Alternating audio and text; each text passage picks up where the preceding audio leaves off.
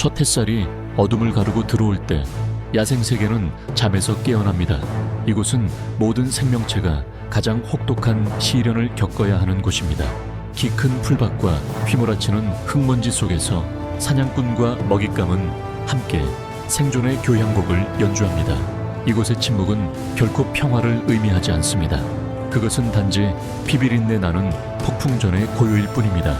단 한 번의 시선, 한 번의 잘못된 발걸음만으로도 삶과 죽음 사이의 미묘한 경계는 즉시 사라질 것입니다. 힘이 유일한 법칙인 곳에서 인내는 치명적인 무기가 된다. 모든 전투, 모든 추격은 결코 사라지지 않는 원초적인 본능의 증거이다. 그리고 밤이 내리면 가장 강인한 자들만이 다음 새벽을 볼 권리를 얻는다. 아프리카 평원의 자결하는 태양 아래 마사이 마라 보호구역은 야생 자연의 걸작처럼 펼쳐집니다. 황금빛 초원은 끝없이 펼쳐져 건조한 바람에 흔들리며 붉은 흙과 생명의 숨결을 실어 나릅니다. 이곳이 바로 케냐의 심장인 마사이 마라입니다.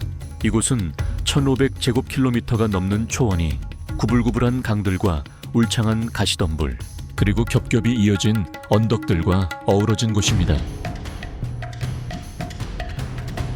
하지만 마사이 마라는 단지 아름다운 풍경이 아닙니다. 그것은 포식자와 먹이가 끊임없는 투쟁 속에서 맞서는 생존의 투기장입니다. 평원의 제왕인 사자는 집단적인 힘으로 통치합니다. 거의 4cm 길이의 단검처럼 날카로운 발톱과 8km까지 울려 퍼질 수 있는 포효는 광대한 영토에 대한 주권을 주장합니다. 속도의 선수들인 치타는 시속 110km 이상으로 질주하며 치명적인 정확성으로 먹이를 쓰러뜨리지만 종종 전리품을 잃을 위험에 직면합니다. 한편 키가 거의 2.7m에 달할 수 있는 타조는 시속 72km의 속도로 바람처럼 빠르게 달립니다. 그것은 적응의 화신입니다. 종들 간의 치열한 경쟁이 마사이 마라를 형성했습니다. 약 200마리에서 400마리의 사자가 영양, 얼룩말, 그리고 800kg까지 나갈 수 있는 누를 사냥하지만 그들은 또한 치타의 먹이를 자주 빼앗습니다. 치타는 약 50%의 사냥 성공률을 가지고 있지만 몇 초밖에 지속되지 않는 지친 추격전 후에는 매우 취약해져 사자나 하이에나의 표적이 됩니다. 타조는 5cm 너비의 눈으로 3.2km의 가까운 거리에서 위험을 감지할 수 있으며 속도와 수백 킬로그램의 힘을 내는 강력한 발차기를 통해 사자와 치타 모두로부터 벗어납니다. 사자와 치타 사이의 최고 포식자 자리를 위한 싸움은 단순히 속도나 힘에 관한 것이 아니라 먹이를 위한 경쟁입니다. 타조는 포식자가 아님에도 불구하고 균형에 중요한 역할을 하며 매일 사정 5kg의 풀, 씨앗, 곤충을 섭취합니다. 마사이 마라가 황혼으로 물들 때 활에서 쏜 화살처럼 키 큰 풀밭을 가로질러 나아가는 우아한 그림자가 나타납니다. 이것은 속도의 포식자인 치타입니다. 40에서 60kg에 불과한 무게로 치타는 연약함과 힘의 화신입니다. 그 몸은 단 3초 만에 시속 96km라는 놀라운 속도를 내도록 자연에 의해 설계되었습니다. 추상예술의 걸작인 노란색 바탕에 검은 점박이 털은 초원에서 위장하는 데 도움이 될 뿐만 아니라 자결하는 아프리카 태양 아래에서 열을 발산하는 데도 도움이 됩니다. 큰 눈은 넓은 시야를 제공하며 수킬로미터 떨어진 곳에서도 먹이를 감지합니다. 눈에서 입까지 이어지는 눈물 자국처럼 생긴 특징적인 검은 줄무늬는 자연적인 선글라스 역할을 합니다. 하지만 그 독보적인 속도는 비싼 대가를 치러야 합니다. 짧은 추격전이 끝날 때마다 심박수는 분당 200회 이상으로 치솟고 천이 급격히 상승하여 치타는 회복을 위해 휴식을 취해야 합니다. 이걸 상상해보세요. 광활한 아프리카 하늘 아래 암컷 치타 한 마리가 풀밭에 미동도 없이 누워 있습니다. 노란 눈은 평원을 훑어봅니다. 힘으로 지배하는 것이 아니라 속도의 예술가처럼 군림합니다. 치타를 이해하려면 우리는 그 험난한 진화의 길을 거슬러 올라가야 합니다. 아시노닉스, H노닉스, 속수에 속하는 치타는 600만에서 1000만 년 전으로 거슬러 올라가는 기원을 가진 그 종족에서 유일하게 살아남은 종입니다. 거대한 아시노닉스, 파르디넨시스, 에이시노닉스, 파르디넨시스와 같은 그 조상들은 플라이스토세 시대에 유럽과 아시아 전역을 배회했습니다. 화석은 적응에 대한 이야기를 들려줍니다. 가장 빠른 존재가 되는 것은 고독한 정점입니다. 치타의 혈통은 수천 년에 걸쳐 이어져 온 가느다란 실과 같으며 고대 사건들로 인해 거의 끊어질 뻔했습니다. 그것은 살아남았지만 대가가 따랐습니다. 오늘날 모든 치타는 거의 다른 치타들의 거울상과 같으며 유전자 속에 멸종 위기의 그림자를 품고 있습니다. 연약한 걸작이 영원의 벼랑 끝에서 달리고 있습니다. 이것은 현대 치타를 질병에 취약하게 만들며 높은 비정상, 정자 비율과 사육 번식에 어려움을 겪게 합니다. 치타의 몸은 이러한 진화 과정의 증거입니다. 몸 길이는 1.1에서 1.5m이며 꼬리 길이는 60에서 80cm입니다. 유연한 척추는 각 발걸음에 최대 80cm를 더해 치타가 스프링처럼 몸을 뻗을 수 있게 하여 최대 7m에 달하는 보폭을 가능하게 합니다. 작고 가벼운 두개골과 확장된 비강은 빠른 공기 흐름을 보장하며 더 큰 심장과 폐는 산소를 효율적으로 펌프질합니다. 온도가 40도C를 초과할 수 있는 마사이 마을에서 각 반점의 너비가 2.5에서 5cm인 검은 반점 무늬털은 열을 분산시키고 완벽한 위장 능력을 제공합니다. 치타는 사자처럼 무리의 힘에 의존하지 않고 인내심, 전략, 그리고 폭발적인 속도에 의존하는 고독한 전사들입니다. 마사이 마라에서 그들은 주로 낮에 사냥하며 한낮의 더위와 야행성 포식자를 피하기 위해 이른 아침이나 늦은 오후를 목표로 합니다. 그들의 먹이에는 톰승아젤, 임팔라, 누 또는 어린 얼룩말이 포함됩니다. 이 민첩한 목표물들은 치타의 시속 96에서 115km 속도와는 비교할 수 없습니다. 사냥은 긴장감 넘치는 정적 속에서 시작되었다. 한 치타가 키 큰 풀 속에 몸을 숨기고 그 눈은 평원 전체를 훑으며 먹이의 모든 움직임을 계산했다. 그 후 운명적인 순간, 그것은 13m/s 제곱초의 가속도로 앞으로 폭발적으로 돌진했는데 이는 경주마보다도 빨랐다. 50%의 성공률로 다른 많은 포식자보다 높지만 실패는 종종 먹이의 갑작스러운 방향 전환에서 비롯되어 치타의 균형을 위협한다. 마사이 마을에서의 연구에 따르면 치타는 사자와의 경쟁을 피하기 위해 더 작은 먹이를 노리지만 사냥한 먹이의 30%를 강탈당해 잃는다. 치타는 완전히 혼자가 아닙니다. 그들의 사회 구조는 복잡하고 감정적입니다. 암컷은 혼자 또는 새끼들과 함께 수컷의 영역을 돌아다니며 살고 수컷은 2마리에서 4마리로 이루어진 동맹을 형성합니다. 번식은 이 이야기에서 희비가 엇갈리는 장입니다. 암컷은 18개월에서 23개월 후에 성적으로 성숙하고 3개월 동안 임신하며 우기에 3마리에서 6마리의 새끼를 낳습니다. 그러나 마사이, 마라와 세렝게티에서는 사자와 하이엔에게 사냥당하여 새끼들의 사망률이 90%에서 15%에 달합니다.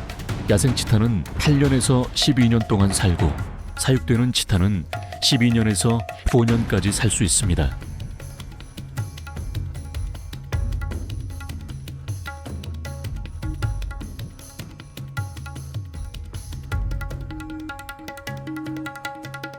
치타가 우아함과 속도의 화신이라면 사자 판테라려는 거친 근육, 무리의 당혈력, 그리고 평원 전체에 울려 퍼지는 포효로 생태계를 지배하는 최고의 힘을 구현한 존재입니다. 마사이 마르, 새벽에 첫 햇살이 비칠 때 사자는 위험에 생생한 초상화처럼 나타납니다. 수컷은 150kg에서 250kg까지 나가고 암컷은 더 가벼워 20kg에서 뱃선 80kg까지 나가는데 이는 호랑이 다음으로 세계에서 가장 큰 고양이과 동물 중 하나로 분류됩니다. 수컷의 두꺼운 갈기는 40cm에 달하며 성숙의 상징일 뿐만 아니라 힘의 상징이며 영역 다툼 전투에서 목을 보호합니다. 면도날처럼 날카로운 거의 4cm 길이의 발톱은 살을 꿰뚫고, 반면에 단검처럼 날카로운 7.5cm 길이의 송곳니는 치명적인 일격을 가합니다. 사자는 수백만 년의 진화를 통해 예리하게 다듬어진 감각을 가지고 있습니다. 그들의 야간 시력은 인간보다 6배 더 민감하여 거의 완전한 어둠 속에서도 먹이를 감지하는 데 도움을 줍니다. 이 뛰어난 능력은 망막 뒤에 있는 타페툼 루시덤이라고 불리는 거울과 같은 조직층에서 비롯됩니다. 이 층은 빛을 수용체 세포를 통해 다시 반사하여 어둠 속에서 볼 수 있는 두 번째 기회를 제공합니다. 이것은 또한 빛이 비칠 때 눈이 밝게 빛나는 현상의 원인이 되며 그들의 눈을 궁극적인 야간 사냥 도구로 만듭니다. 하지만 사자의 진정한 힘은 발톱이나 이빨로 측정되는 것이 아니라 그 목소리로 측정됩니다. 그것은 초원 그 자체에 영혼이 불어넣어진 소리입니다. 으르렁거리는 소리는 단순한 부름이 아니라 이곳이 자신의 왕국임을 선언하며 평원 전체에 울려 퍼지는 선포입니다. 기본적으로 그들은 귀중한 에너지를 너무 많이 소모하지 않고도 광대한 영토를 소리로 지배할 수 있습니다. 속도에 의존하는 고독한 치타와 달리 사자는 5마리에서 15마리, 드물게 큰 무리에서는 때로는 30마리까지 무리를 지어 살고 사냥합니다. 암컷이 훈련된 군대처럼 협력하여 사냥을 주도하며 수컷은 영토와 새끼를 보호합니다. 사자의 힘을 이해하려면 우리는 사자의 진화 여정을 탐구해야 합니다. 현대 사자는 판테라 속에 속하며 약 1.8에서 200만 년 전에 나타났습니다. 판테라 포실리스 판테라 포시리스와 같은 사자의 조상은 270kg까지 나가는 더 큰 고양이과 동물이었으며 유럽과 아프리카를 배회했습니다. 시간이 흐르면서 사자는 평원에서의 삶에 적응했습니다. 탄자니아 올두바이 협곡의 화석은 사자가 100만 년 이상 아프리카를 지배했으며 오늘날과 매우 유사한 신체를 가졌음을 보여줍니다. 사자의 신체는 힘과 지구력의 걸작입니다. 치타와는 달리 가슴 근육과 단단히 연결된 사자의 더 큰 쇄골은 강력한 발톱 공격을 가능하게 합니다. 넓은 두개골과 턱 근육은 최대 450kg의 무는 힘을 만들어내며 이는 물소뼈를 부술 수 있을 만큼 충분합니다. 사자의 혀는 날카로운 가시로 덮여 있어 뼈에서 살을 발라내는 데 도움을 줍니다. 수사자의 갈기는 보호할 뿐만 아니라 암컷에게는 활력을 알리고 경쟁자들에게는 위협을 나타내며 영역 다툼 중 물린 상처를 흡수하여 부상을 최소화합니다. 마사이 마라 위로 해가 높이 떴을 때 초원은 사자의 장엄한 사냥을 위한 무대가 됩니다. 속도로 더 작은 먹이를 노리는 치타와 달리 사자는 더 크고 위협적인 먹이를 쫓습니다. 사자의 사냥은 정확성과 협동의 치명적인 춤입니다. 키 큰 풀의 보호 아래 무리 전체는 침묵 속에 움직이며 먹이를 포위하기 위해 작은 그룹으로 나뉩니다. 30에서 60m 거리에서 그들은 공격하여 탈출 경로를 차단합니다. 일부는 먹이의 등에 뛰어올라 발톱을 깊숙이 받고 다른 일부는 목이나 주둥이를 노려 기도를 조여 질식시킵니다. 물소의 경우 먹이가 저항하면 싸움은 몇 시간 동안 지속될 수 있습니다. 하지만 무리의 끈기와 팀워크는 대개 승리합니다. 그룹 사냥은 30%의 성공률을 가져옵니다.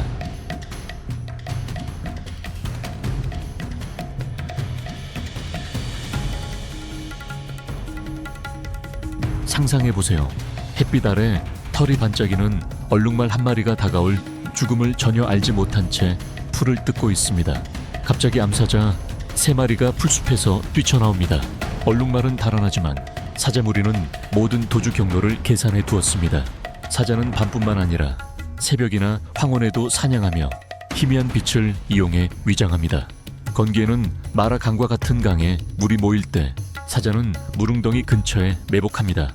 때로는 수컷 한 마리가 멀리서 으르렁거려 먹이를 겁주고 무리 전체에 덫으로 몰아넣기도 합니다. 이러한 협력은 원시적인 힘과 결합하여 사자를 막을 수 없는 사냥 기계로 만듭니다.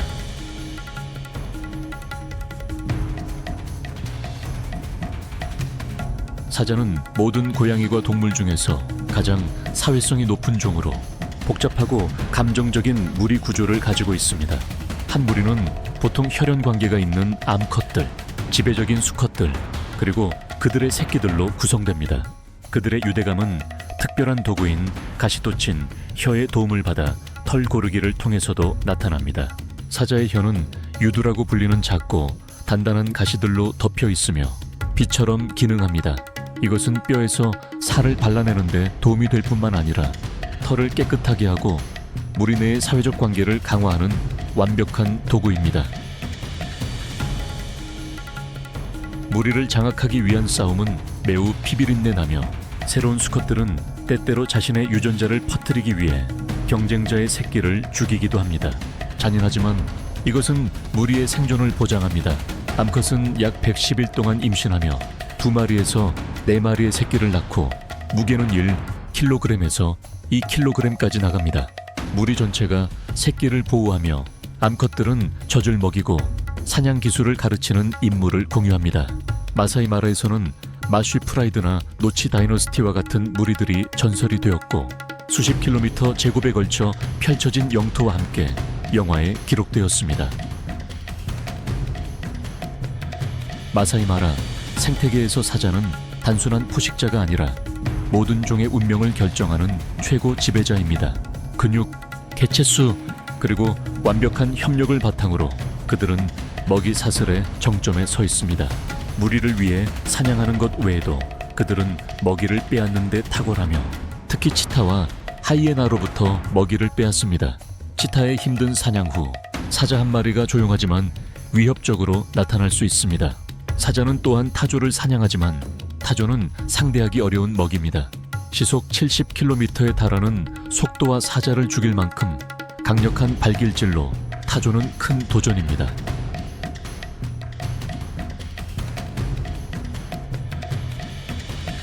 사자의 생태학적 역할은 사냥을 넘어섭니다.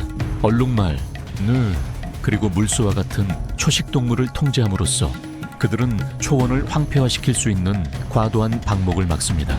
그들의 사냥에서 남은 먹이는 하이에나, 독수리, 그리고 자카를 먹여 살리며 생태계의 순환을 유지합니다. 치타와 사자의 먹이 중에서 타조는 속도, 방어력, 높은 경계심을 결합하여 두 포식자 모두를 안전한 거리에 두는 위협적인 상대로 두드러집니다. 키가 거의 2.7m에 달하고 무게는 100에서 160kg에 이르며 타조는 세계에서 가장 큰 날지 못하는 새입니다. 하지만 타조의 진정한 생존 무기는 속도와 힘입니다. 타조는 시속 70km라는 놀라운 속도를 낼 수 있으며 짧은 단거리 경주에서는 치타와 거의 비슷하고 보폭은 미터에 달합니다. 톰승아젤과 같은 작은 먹이와는 달리 타조는 근육질 다리 덕분에 강력한 방어 능력을 가지고 있으며 사자를 죽이거나 치타의 뼈를 부러뜨릴 만큼 강력한 발차기를 날릴 수 있습니다. 지름 5cm의 눈은 360도 시야를 제공하며 3km 이상 떨어진 곳에서도 포식자를 감지합니다. 예민한 후각과 청각은 이들의 빠른 반응을 더욱 돕습니다. 5마리에서 50마리 사이의 작은 무리를 지어 생활하며 때로는 이동 중에 50마리까지 늘어나기도 하는 타조는 효과적인 경고망을 형성합니다. 1.4kg까지 나가는 타조알은 포식자들에게 매력적인 목표물이지만 어미 타조들은 둥지를 맹렬히 보호합니다. 치타에게 타조는 도전적이면서도 유혹적인 먹잇감이며 특히 어린 개체나 고립된 개체는 더욱 그렇습니다. 뛰어난 속도를 가진 치타는 추격전에서 유리하며 특히 평평한 지형에서는 더욱 그렇습니다. 그들의 전략은 100에서 200m 거리에서 잠복하며 키 큰 풀을 이용해 몸을 숨긴 후 타조가 방심했을 때 폭발적으로 달려드는 것을 포함합니다. 하지만 타조의 속도와 민첩성 때문에 긴 추격전은 어려워지며 특히 치타가 20에서 30초 후에 지쳤을 때는 더욱 그렇습니다.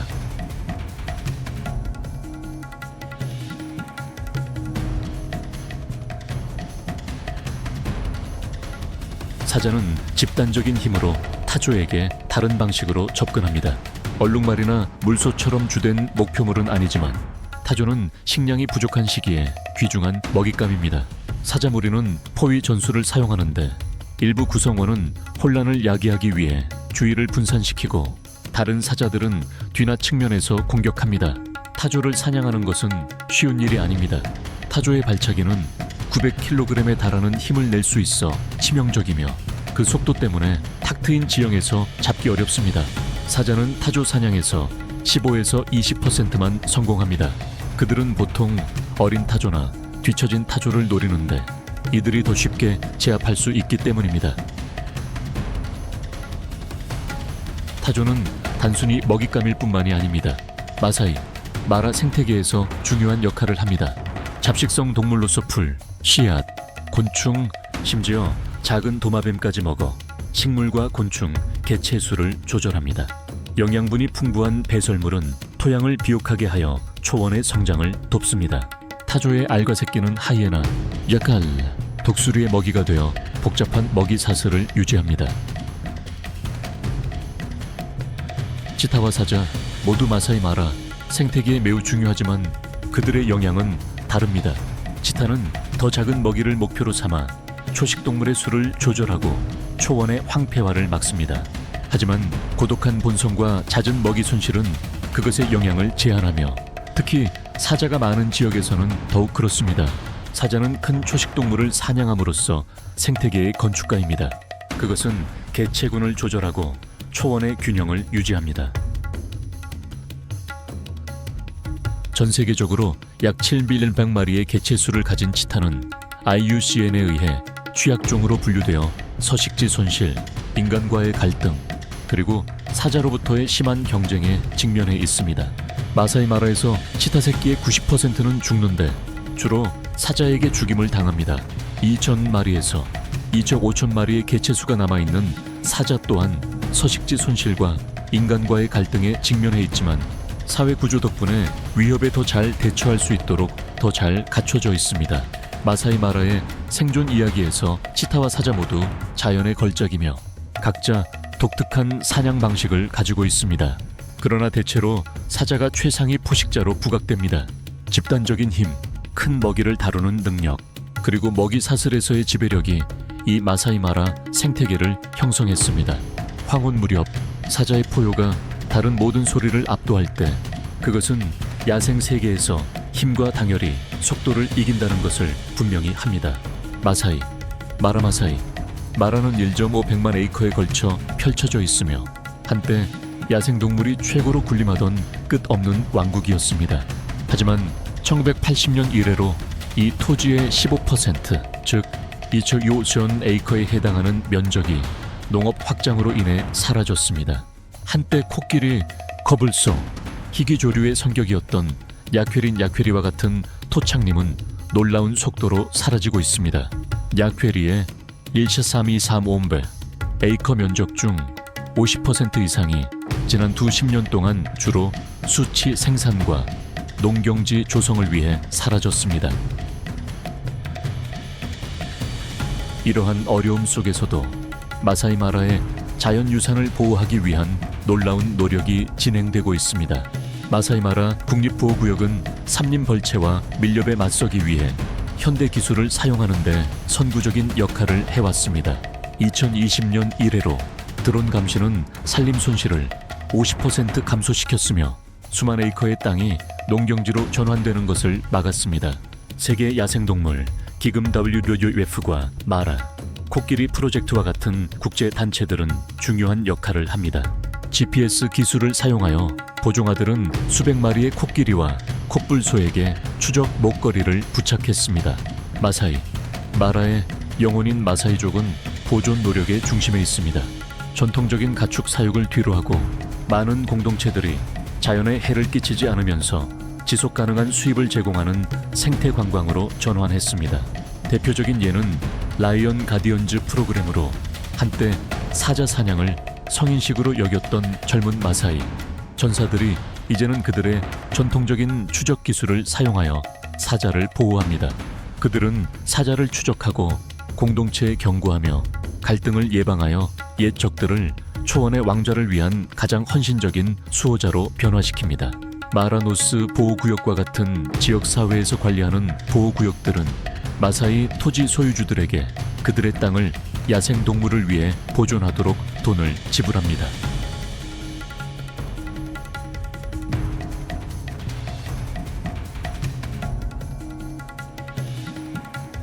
그곳은 이동하는 영양들의 발굽과 어둠 속에 숨어있는 포식자들의 발톱 아래에서 모든 풀잎이 흔들리는 지평선까지 펼쳐진 땅입니다.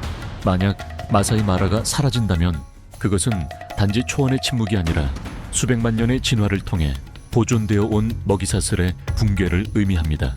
당신은 사자의 포효, 얼룩말의 질주소리, 그리고 모든 생명을 키우는 비의 천둥소리와 함께 이 초원이 영원히 살아남도록 도울 수 있습니다. 아프리카 평원에서 아프리카 물소는 통일된 힘으로 존재합니다. 무리를 지어 이동하며 결코 혼자 다니지 않습니다. 어리고 약한 개체들은 항상 중앙에 위치하고 반면 강한 수컷들은 바깥쪽 원을 형성하여 포식자와 맞설 준비를 합니다. 이러한 협력은 본능과 경험에 의해 이끌어집니다. 포식자가 공격할 때 무리의 반응은 즉각적입니다. 전체 무리는 뿔을 바깥쪽으로 향하게 하여 촘촘한 원을 형성합니다. 이 살아있는 벽은 뚫기 매우 어렵습니다. 아프리카 물소는 여러 가지 방식으로 생태계를 형성합니다. 풀밭을 다듬어 유지하고 큰 포식자들에게 먹이를 제공합니다.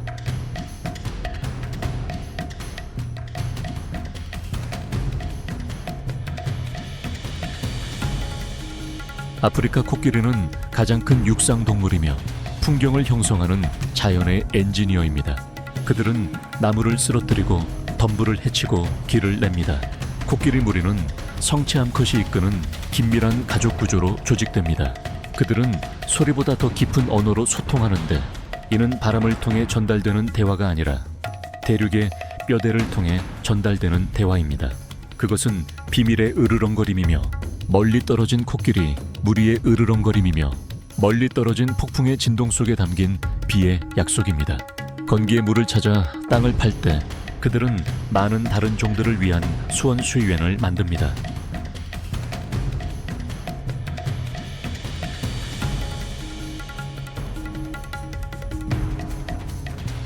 넓게 펼쳐진 초원에서 기리는 특별한 키 덕분에 대부분의 다른 초식동물은 닿을 수 없는 나무 꼭대기에 닿을 수 있어 눈에 띕니다.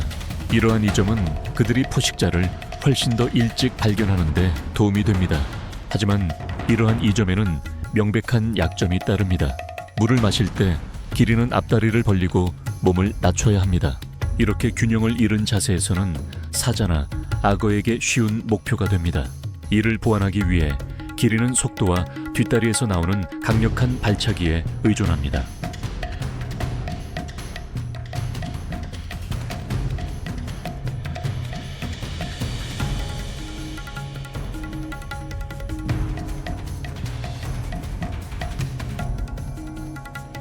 마사이 마라에서 치타의 숨막히는 추격전부터 자쿠마에서 코끼리의 희망찬 부활까지 사자무리의 당열된 힘부터 표범의 고독한 강인함까지 각 생명체는 생명의 위대한 교향곡에서 없어서는 안 될 역할을 합니다.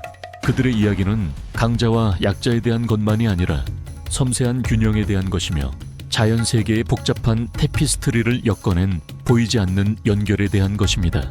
어둠이 초원에 드리워지기 시작할 때 사자의 포효는 이곳이 혹독한 생존 법칙 위에 세워졌지만 영광으로 가득 찬 자신의 왕국임을 다시 한번 확인시켜줍니다. 그리고 그 울림 속에서 우리는 하나의 상기를 듣습니다. 이 야생 세계의 존재가 당연한 것이 아니라는 것을요. 그것은 우리가 보호해야 할 책임이 있는 소중한 유산이자 연약한 생명의 그물망입니다. 왜냐하면 초원의 침묵 속에서 질주하는 말발굽 소리 속에서 그리고 포식자의 눈빛 속에서 우리는 자연의 아름다움뿐만 아니라 우리 자신의 일부를 보게 되기 때문입니다. 생명은 어떤 형태이든 투쟁이며 춤이며 소중히 여겨야 할 기적입니다.